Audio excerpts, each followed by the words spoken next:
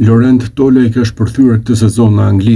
Aktualisht luan me Plymouth në Ligue 1, që është kategoria e tretë për nga niveli. Pasti janë vendosur gjigantët e Celticut në Skoci. Tolej numëron 18 gole në total gjatë këtij sezoni, ku e nisi me Port Vale për të transferuar më pas te Plymouthi.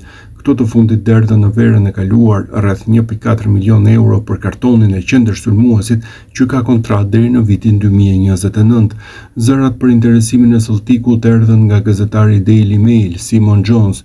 Interes ndërkohë ka pasur edhe nga klube të tjera gjatë kësaj kohe.